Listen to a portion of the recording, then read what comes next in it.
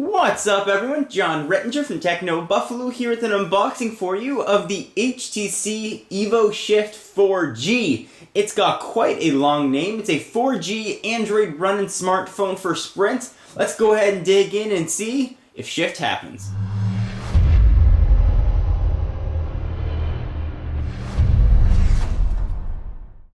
Alright, so this was sent right from the folks at Sprint. We are going to bring in a long-lost friend to help us. Senor Stabby, the big ol' knife, making a comeback. Go ahead and cut into this package and you'll do the whole unboxing thing. We'll run through the specs, we'll talk about the price. We'll do, of course, some size comparisons. We'll go ahead and rip this open. Looks like there's some PR material from Sprint in there. Go ahead and push that off to the side for just a minute. Continue to dig in. There we go. Sprint Evo Shift 4G. A little bit of a long name, but no problem. So they're telling us it's a demo unit on the side. There's some demo unit information. Here we've got what's in the box, but we're going to see what's in the box. There's a picture of it. We're going to run through all that business, Android experience, blah, blah, blah. Let's go ahead and open her up. And here we have the HTC Evo Shift 4G. A lot of names. It's like Sally, Jesse, Raphael. Go ahead and tilt that over a little bit so we can get it out. Boom. We've been shifted. Alright, so let me run through the specs real quickly and then we'll take a look at what else is in the box. If this looks reminiscent of the Evo, it's because, well, it's supposed to. But also I know if I leave it like this and run through the specs, the comments are going to be filled with take off the plastic. So I will first take off the plastic. Alright, we are looking at a 3.6 inch diagonal screen with a resolution of 480 by 800.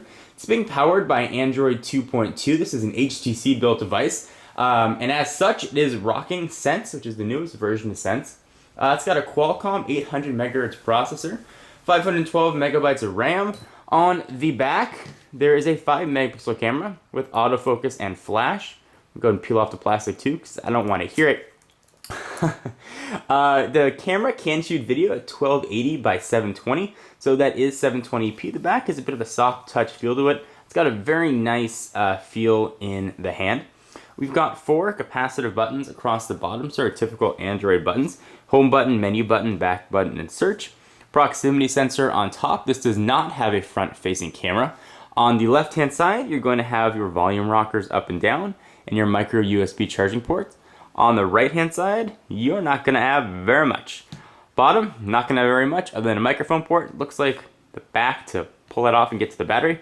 Top, there's going to be your power button, 3.5 millimeter headset jack.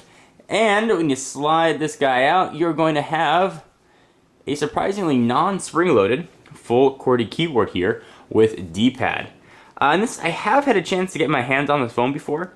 The keyboard is actually very nice. I don't like the fact that there's a lot of pressure you have to apply to slide this open. I really do like when it's a spring-loaded keyboard. The keyboard here is very nice. There's a decent amount of key throw despite its sliding mechanism. You can sort of see it from the side. Plenty of room for your fingers to rest on the keys. Big spacebar, which I like. I'm not so sure how often you're going to use the D-pad, but you do have the option for it being here. And you can use the middle to select, so technically it's a 5-way D-pad. You've got your enter and delete buttons and of course functions as well. Go ahead and push that off and we'll power that guy on in just a minute. But let's see what else we are going to get in your Evo Shift box. Go ahead and pull all that stuff up. So you've got your Sprint getting started.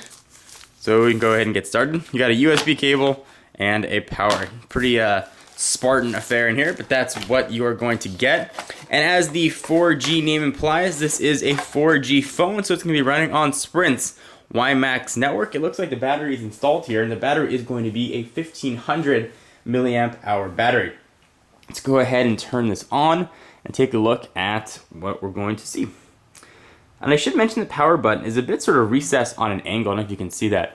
So it's a little bit strange to get used to. If you use your thumb to hit it, you're going to have a very hard time. You're going to have to use actually your forefinger to get to that as well. Alright, so while this is booting up, let's do a quick size comparison. If you're looking for a Sprint 4G phone with the full QWERTY keyboard, chances are you're probably going to want to cross-shop this, or you will be cross-shopping, with more of the flagship This is the Epic 4G, especially for a size comparison here. This is Sprint's Galaxy S device. Now it does have, of course, a full QWERTY keyboard, and it is using the Hummingbird processor, so it is going to be a bit faster. From a price standpoint, at least prices are always subject to change. Sprint right now is charging a very reasonable $149 for the Evo Shift 4G. Something to keep in mind, if you're price conscious, you're going to get a very capable, at least what appears to be on paper, very capable phone. It looks like it's going to be dying on us in just a minute. You can get a chance to see what this looks like. And here, I'm sure you guys have all seen Sense in the past. This is actually not the newest version of Sense. We've got that little paintbrush icon on the bottom right. You can customize different skins. This appears to be just standard version of HTC Sense, which as far as Android skins go is definitely one of my favorite. And you are getting the newest version of Sense. This is, this is one of the newer versions of Android, rather, 2.2. You're not sitting on 2.3 Gingerbread. The version of Sense that's on here is newer than other US released devices, but hopefully we'll see that newest version of Sense make its way to devices coming soon. That was a lot of stumbling. Alright, so here is the phone. It looks good. It feels nice in the hand.